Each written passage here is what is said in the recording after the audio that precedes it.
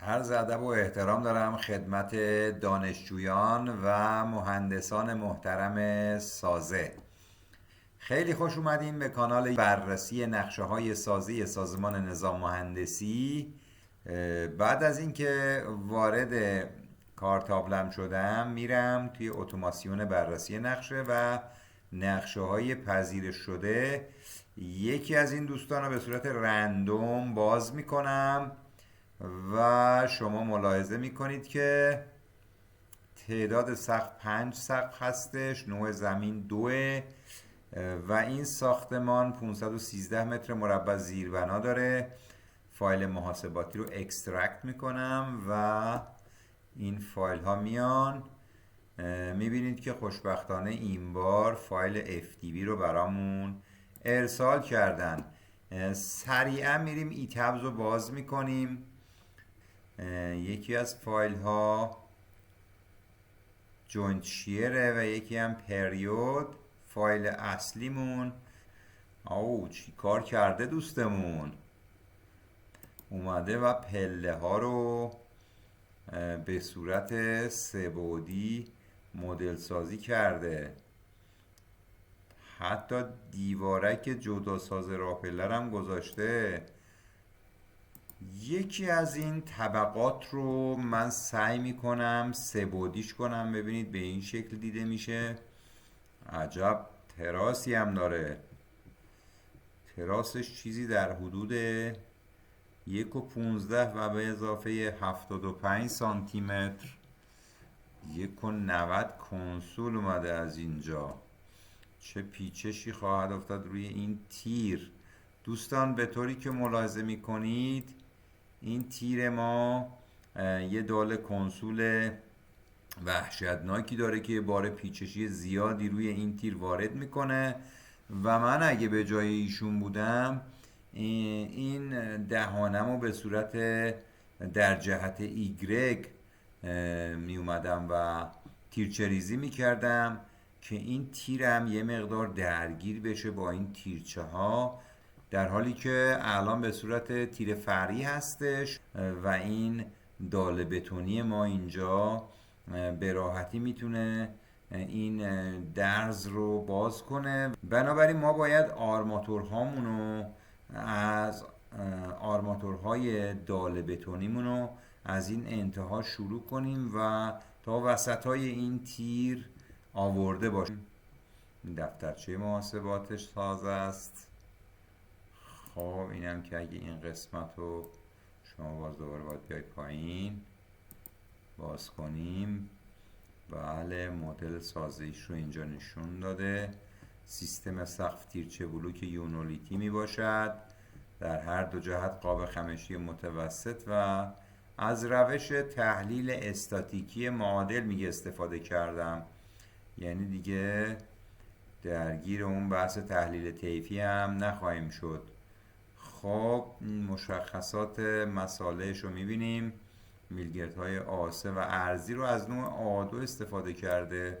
دوستان آیین‌نامه جدید الزام کرده که ما کلیه آرماتورهای سازمون رو از آسه استفاده کنیم. خب بریم جلو. 2400 کیلوگرم بر متر مکعب وزن مخصوص بتونش رو گرفته.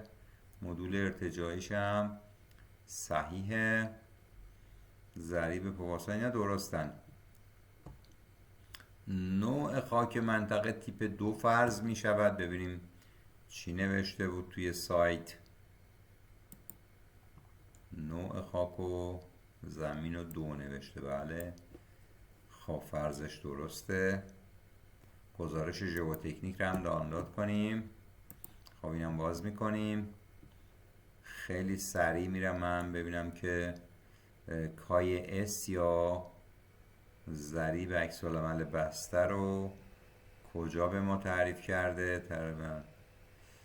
پارامترهای طراحی ژئوتکنیکی، جمع‌بندی، پیشنهادات لازم، ظرفیت باربری نهایی بر اساس گسیختگی برشین روش این آزمایشگاه ژئوتکنیک بوده، از رابطه هنسن استفاده کرده. خب ظرفیت باربری پی نواری رو برای نشست مجاز 5 سانتی متری و عمق مدفون 1 متر، این 1 متر هم که فهمیدین که داستانش اینه که اردبیل در واقع عمق یخبندانش 1 متر هستش. حالا شما بسته به اون شهری که طراحی رو برای اونجا انجام خواهید داد، حتما این عدد رو آزمایشگاه مکانیک خاک براتون گزارش خواهد کرد. نقشه سازی رو باز کردم خدمتتون. قسمت های اضافی رو به نظرم ورداریم که بله این هم که اگه بخوایم تصویر رو فیت کنیم، نوشته که خاک‌های دستی و نباتی گود برداشته تا تراز بتونمک با مصالح مناسب پر گردد. نوع میلگرد مصرفیش آسه، درسته. بلوک مصرفیش یونولیت 50 و ارتفاع 25 سانتی متر. میلگردهای تیرچه ها و خاموت ها از نوع آدو. خب این یه مقدار جای اشکال داره که در کامنت ها باید اشاره کنیم که بره از آیین‌نامه استفاده کنه که میلگرد آدو منسوخ شده. ارتفاع فونداسیون 75 سانتی متر و میلگردهای ارزیش فی 12. دوستان این میلگردهای ارزی نقش محاسباتی ندارن در این پی نواری و نقششون صرفا نقش خامود و یا حرارتی هستش، ولی این قسمت پی رو که ملاحظه میکنید به صورت رادیه هستش. حالا به دلیل وجود چاهک آسانسور در این قسمت، اینجا مت در واقع مدل سازی میشه در نرم افزار سیف و اینجا باید مثل پی گسترده در هر دو جهت میلگردهای اصلی رو قرار بدیم، ولی این پی های نواری اینطور نیست. در پی های نواری ما میلگرد طولی داریم و میلگردهای ارزیمون عملا نقش خامود رو خواهند داشت.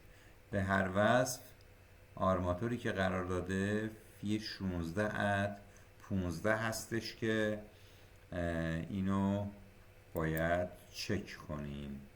عرض پی ما 1.40.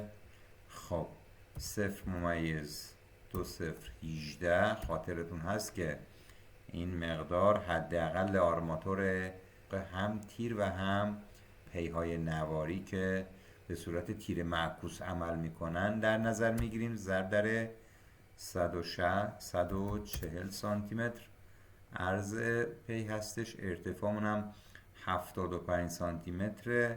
10 سانتشو کم میکنیم، دی به دست میاد، میشه 65. ضرب در 65 سانتی متر باید 16 و 38 سانتی متر مربع من اینجا میلگرد داشته باشم. خب آرماتور فی 16 استفاده کرده. آرماتور فی 16 ما در واقع 2 سانتی متر هستش. یعنی چی؟ یعنی 16 و 32 تقسیم بر 2 سانتی متر 8 تا باید آرماتور قرار بدهیم. نوشته فی 16 عد 15. خب از 140 15 سانتش رو کم میکنیم، تقسیم بر 15 سانت میکنیم، میشه 8 و 33. خب یه آرماتور هم به این دوستان اضافه میشه چون 8 تا فاصله 9 تا آرماتوره، بنابراین آرماتور فونداسیونش به لحاظ حداقل آیین‌نامه‌ای مورد قبوله. در فایل سیف باید کنترل کنیم که این آرماتورهای تقویتی که قرار داده اینا به چه شکل هستش. 6 تا آرماتور 18 به طول 6 متر اینجا قرار داده. 5 تا آرماتور فی 18 به طول 4 متر در این قسمت. برای کنترل آرماتورهای تقویتی که اینجا قرار داده به این شکل عمل خواهیم کرد که در فایل سیف همین آرماتور رو قرار میدیم فی 16 15 ببینیم که کجاها آرماتور تقویتی لازم خواهد شد. دوستان بریم فایل سیفش رو باز کنیم ببینیم اونجا چی کار کرده. اینجا میریم فایل رو باز کنیم، بررسی نقشه.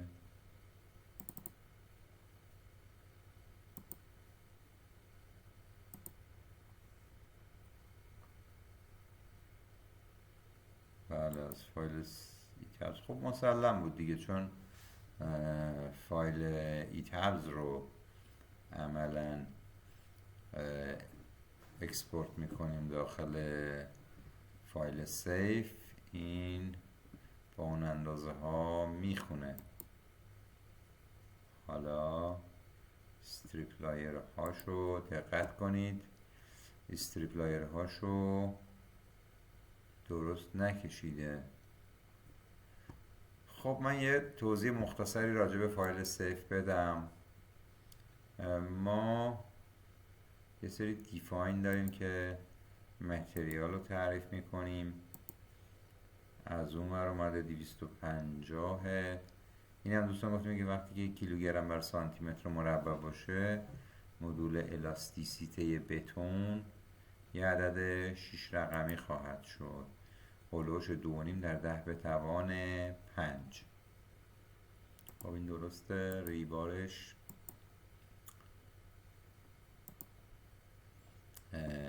این مدول الاستیسیته 2 به توان 6، اینم در واقع 7 رقمی خواهد شد.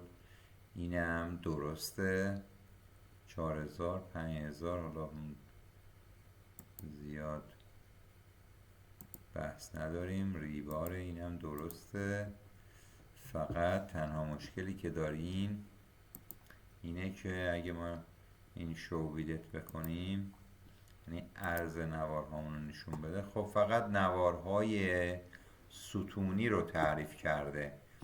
در واقع با این کاری که ایشون انجام داده سیف برای ما آرماتورهای نوارهای میانی رو نشون نخواهد داد. برای ترسیم نوارهای میانی ما به این طریق عمل میکنیم. آیکون هایی که اینجا هستش، دراو دیزاین استریپ، با توجه به اینکه یکی از ستونامون خارج از آکسه، اگه روی اوتو استریپ بذاریم یه خطوط زیادی تعریف خواهد کرد که اونم درست، اشتباه نیست، ولی یه مقدار موقعی که میخواد آرماتورها رو گزارش کنه خیلی شلوغ میشه. روی این اساس ما خودمون ترسیم میکنیم. خب استریپ لایر اینجا رو باید بکنیم مایدل استریپ و اینو بکنیمش چی؟ بله A یعنی جهت X. خب من اینجا سعی میکنم که استریپ لایر های میانی رو هم ترسیم کنم و در راستای Y یا B به این شکل میتونم ترسیم کنم. حالا میتونم تا این قسمت رو عمودی ترسیم کنم، این قسمت رو یه مقدار کج کنم، یا میتونم اینجور مستقیمم رسم کنم. هیچ ایرادی نداره. فقط اینجا باید من این ارز هامو اصلاح کنم. برای این منظور میام استریپ هامو از منوی پراپرتیز سلکت و دیزاین استریپ لایر A و B رو انتخاب میکنم. اگه دقت کنید همشون انتخاب شد و از منو ادیت اینجا ادیت استریپ ویدت رو میزنم، یعنی عرض در واقع اینا رو برای من اصلاح کن. اینجا رو اگه بزنم باید اندازه بدم که به چه عرضی. این آتو خودش به صورت اتوماتیک عرض رو ببینید این قسمت رو کم کرد و از تداخل ها جلوگیری شد. خب این حالا من ویدت رو بردارم، شو ویدت رو شما ببینید به این شکل که من ببینم که برای این المان های سطحی چه چیزی رو قرار داده. اریا پراپرتیز رو اگه بزنم به من نشون میده که اینا رو فونداسیون تعریف کرده و این ستون ها رو استیف. خب کارش خوب بوده، درست بوده. چاهک هم اومده دقیقا مدل کرده و با اندازه گذاشته. برای خاک ببینیم که آیا این خاک و فنرا رو گذاشته. خب بله، سویل پراپرتیش سویل 1 هستش.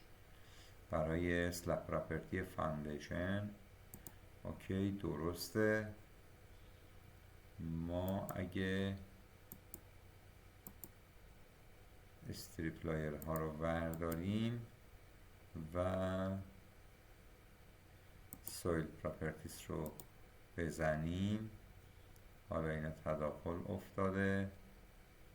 حالا من فونداسیون و اسلاب پراپرتی رو ور میدارم که فقط سویل پراپرتی بمونه. ببینید مثلا برای این قسمت و برای این قسمت سویل تعریف نشده. روش کار به این شکلی که ما میایم از منو اساین اسلب دیتا یا ساپورت دیتا سویل پراپرتی رو انتخاب میکنیم و سویل 1 رو ببینید وقتی انتخاب میکنم اونا نسبت داده میشه بهشون. حالا ببینیم سویل رو چی تعریف کردن.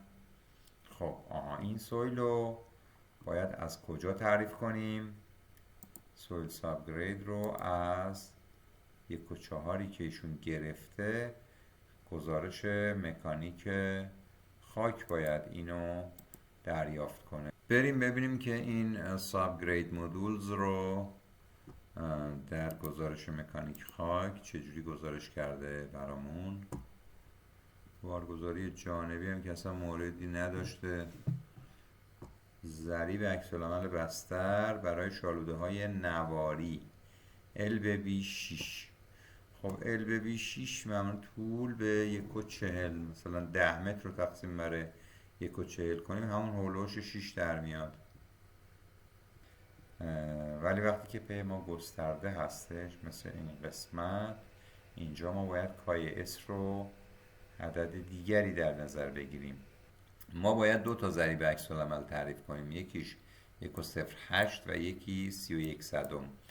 و این دوست ما اینجا باید سویل 1.03 تعریف میکرد به این حالت و یه دونم کپی تهیه میکردیم. بعدیش چی بود دوستان؟ برای پی های گسترده بودش ممیز 31 صدم. سویل 0.31 صدم 0.31 صدم. اوکی. خب برای این قسمت و این قسمت من باید سویل اساین ساپورت دیتا سویل سابگرید سویل 31 صدم رو اساین کنم. برای بقیه قسمت ها که پی نواری هستن 1.03. خب الان حالش خوب شد.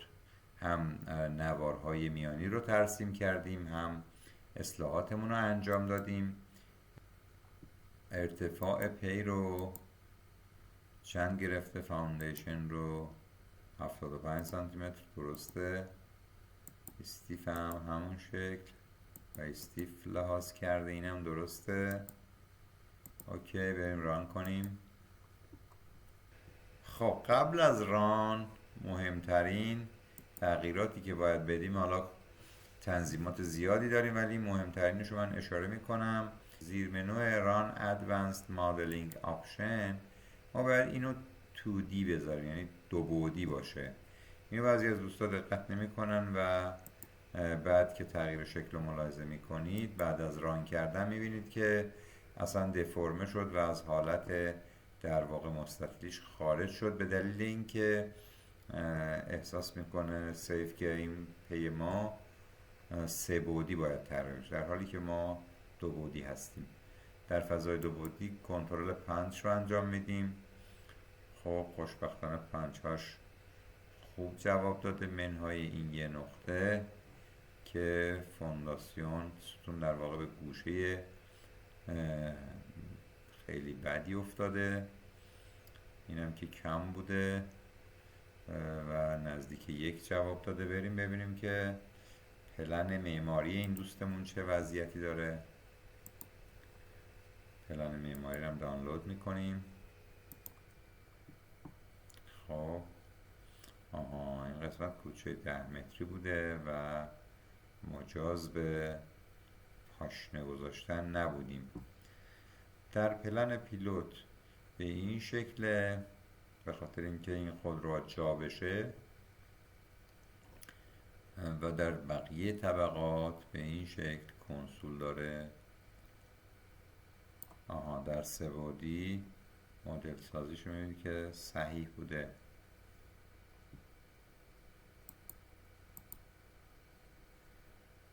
به این قسمت کنسول اومده و در طبقات از همسایه رضایت نداشته، اجازه ندادن.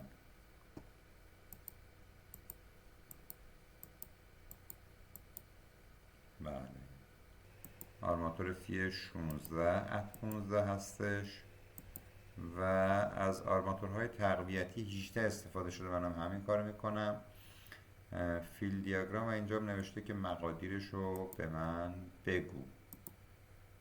خب 6 تا فی 18 اینجا میخواد، 9 تا اینجا میخواد، 4 تا اونجا. این یکی دوتا رو معمولا صرف نظر میکنیم. بنابراین بریم نقشه های سازه رو ببینیم. بله 3 تا فی 18 اینجا قرار داده، 3 تا اینجا، تاپ و اینجا 6 تا تاپ در جهت X. 3 تا اون تقریبا درسته، اون 6 تا اونم 9 تا. خب این نوار و روبروی جاهک نوار انتهایی 5 تا 6 تا 3 تا 5 تا. این نوار روبروی خواسته بود که اصلا هیچ آرماتور نذاشته، این نوار خواسته بود نذاشته و اصلا در راستای ایگرگ هیچ کدوم از آهنینا گذاشته. 4 تا اینجا فقط، اونم 6 تا بوده در امتداد این فونداسیون مورب. اینجا 6 تا آرماتور خواسته، یعنی باید در راستای این نوار فونداسیون، نوار مورب قرار میداد که درست نیستش. یه ایرادی هم که داره دوستان که نقشش رو شلوغ و بدریخت کرده، در همین پلن فونداسیون ابعاد ستون‌ها رو حالا بد نیست بنویسیم ما، ولی باید توی پلن جداگانه می نوشت. هم ابعاد ستون‌ها رو اینجا قید کرده، هم تیپ ستون‌ها رو اینجا نوشته، هم اندازه گذاری ها رو اینجا نوشته، هم قالب بندی رو، هم آرماتورها رو، هم آرماتورهای تقویتی. این پلن واقعا قابل قبول نیست. حداقل باید ما 3 تا پلن فونداسیون ارائه کنیم که بتونیم جزئیات و واضح و خوانا به طوری که مهندس ناظر و آرماتوربند به راحتی بتونن ازش استفاده کنن. توصیه میکنم برای اینکه ویدیوهای بعدی رو با هم در ارتباط باشیم کانال ما رو سابسکرایب بفرمایید. بریم سر ستون ها. 1 از 6 تیپ ستون استفاده کرده. دوست قبلیمون 9 تیپ ستون استفاده کرده بود. خب و این آکس AB 2-3 هم که خرپشته هستش بله، بهار خوابم نداره. سقف 1 2 3 4 سقفشو با این پلن مشخص کرده و سقف 280 رو با این پلن. خب حالا فرقشون چیه؟ B4 خیلی سریع بریم B3 B1 و B5. این B5 اینجا شده B9 و این B6 B8. فقط در طبقه همکف این یه دونه تغییر کرده. حالا ببینیم که این تراس رو چه جوری ترسیم کرده با نقش مغایر. راپله اینجاست و قسمت کنسول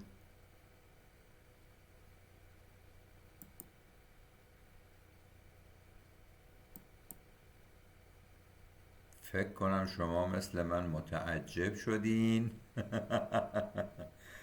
پلن رو ببینید، راه پله در سمت چپ قرار داره، در فایل ایتابز در سمت راست. حالا ببینیم آکس ها رو رعایت کرده باشه باز ما میتونیم بررسی کنیم نقشه رو، مشکلی نیست. 3 و 29 3 و 55 این دهنمون هم نمیخونه. یه مقدار من با اجازتون فونت رو بزرگترش میکنم.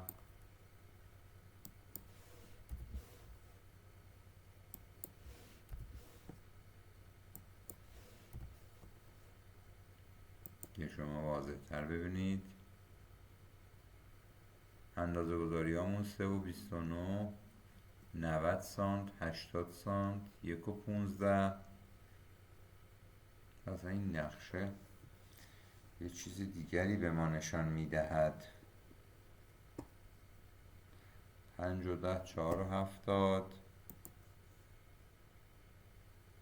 خب این 5 و 10 4 و 70ش درسته. خب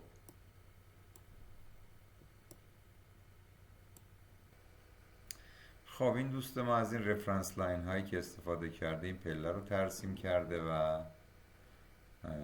به این وسیله و بعد تکثیر کرده به کلیه طبقات. این هم یک نکته در رابطه با نحوه مدل سازی پله خاص. و ملاحظه میکنید که چه باری به اینجا داده. بار مردش رو 700 داده، بار زندش رو 500.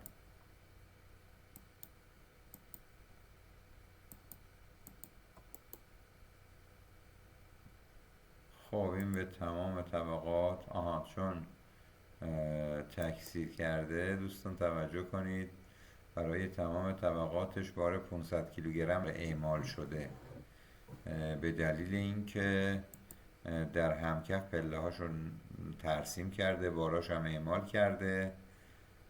دفعه بعد دیدین که آیین‌نامه در واقع مبحث ششم برای طبقه اول 500 کیلوگرم داده، برای بقیه طبقات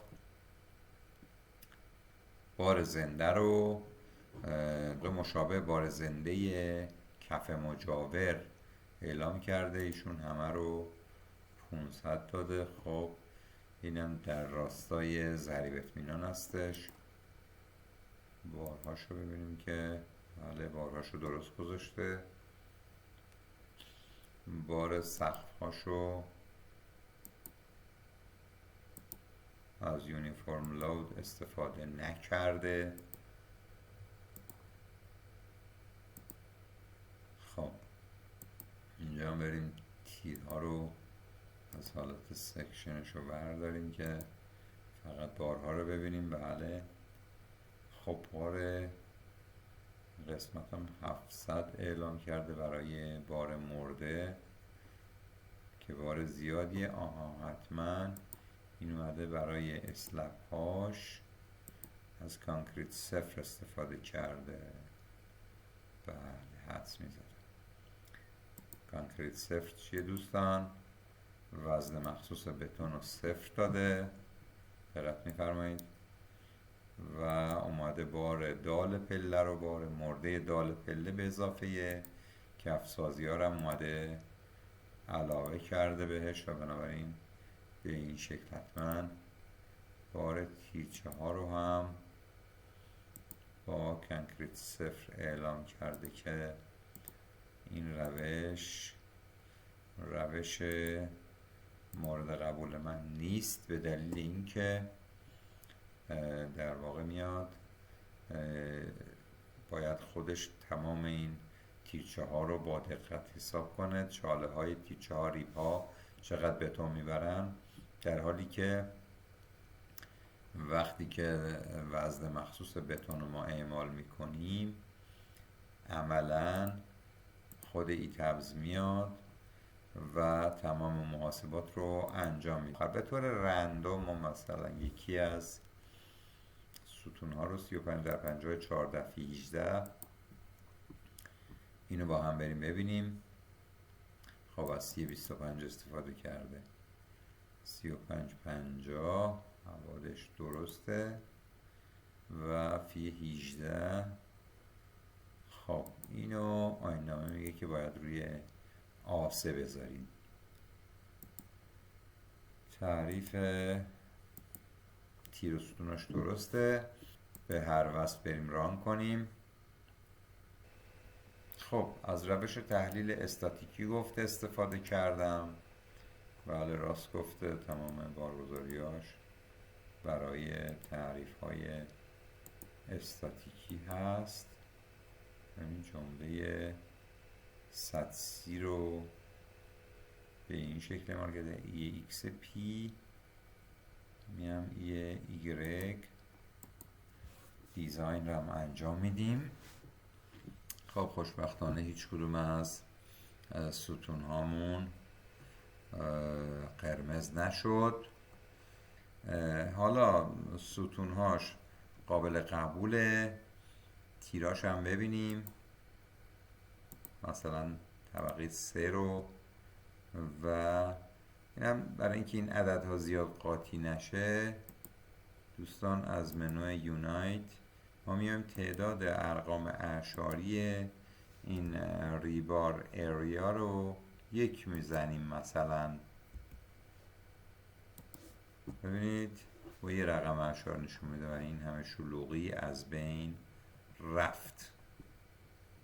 کجا آرماتور زیاد دارم به اونجا گیر خواهم داد. خب مسلمه که از تیرهای بحرانم یکیش این خواهد بود.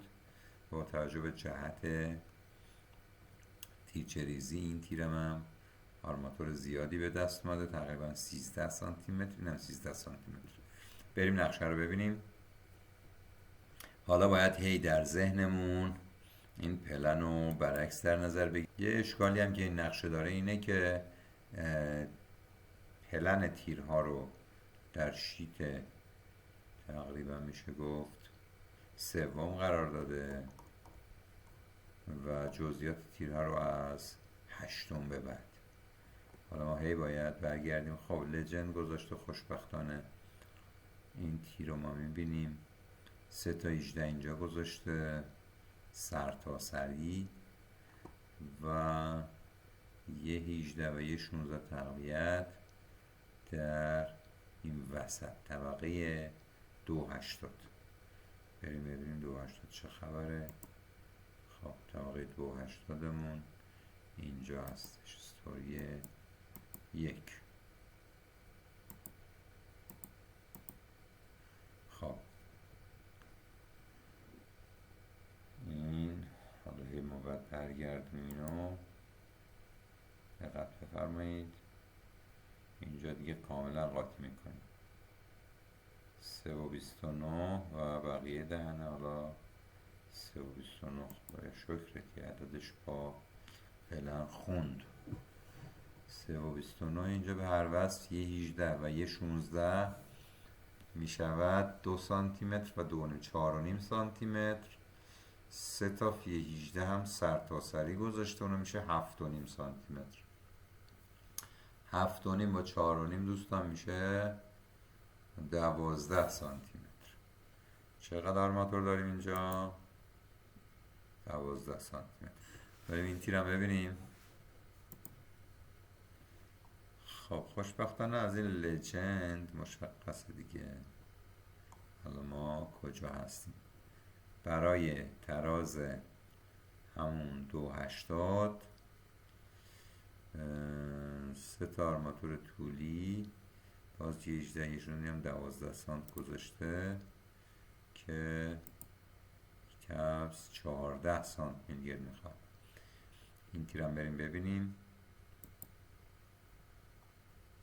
در طبقه 280 حالا این تیر رو ببینیم. نداره ماکس 1 آ 2 آ 3 آ. از این کنسول میشه فهمید که من کجا هستم.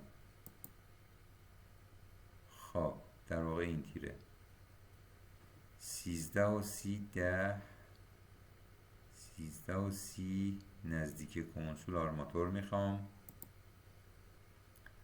نزدیک کنسولم اینجاست.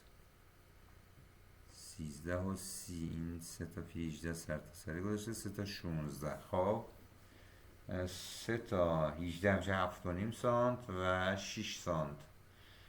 بله این خوشبختانه تیراش زیاد مشکلی نداره، تقریبا درست. 3 پی 18 با 1 پی 18 همین انتها تقویت گذاشته. یعنی چی؟ یعنی 3 و 7.5 و 2 میشه 9.5 سانتی متر. این 8 و 6 تمام. خب بریم دریفت سازرم کنترل کنیم.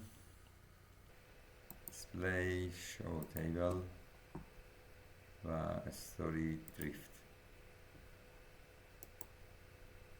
این کپس های قفل شکسته ماست. جهت ایکس رو انتخاب میکنیم و اینجا بارهای یه ایکس دریفت 1 و 2. خب خوشبختانه از 2044 بیشتر نشد دوستان. خاطرتون هستش که در ویدیو قبلی اینا رو توضیح دادیم که چطوری به دست می آوریم. یه ایگرگ دریفت هم 3741 کم مونده بود. خب دریفتش هم جواب موردی نیست. دریفت از اینجا به دست میاد که بریم آیین‌نامه 2800 رو ببینیم. در این جدول صفحه 34 آیین‌نامه 2800 دریفت مجاز ما ممیز 02 تقسیم بر سی دی هستش که برای قاب خمشی متوسط سی دی ما 4.5 هستش. بنابراین دریفت مجاز ما هستش ممیز 02 تقسیم بر 4.5 میشه 2044. دوستان این عدد رو حفظ کنید. برای قاب های خمشی هر چند طبقه که باشه همین هستش 2044. خب دریفت منم از 2044 بیشتر نبود. خب دوستان امیدوارم که این ویدیو هم براتون مفید بوده باشه و از بررسی که انجام دادیم یه چند تا نکته آموخته باشیم. برای روحیه دادن به ما و اینکه ارتباطمون با هم همیشه برقرار باشه و ویدیوهای بعدیمون رو از دست ندین، پیشنهاد میکنم که کانال ما رو سابسکرایب داشته باشین. شب خوبی داشته باشین و خدا نگهدار.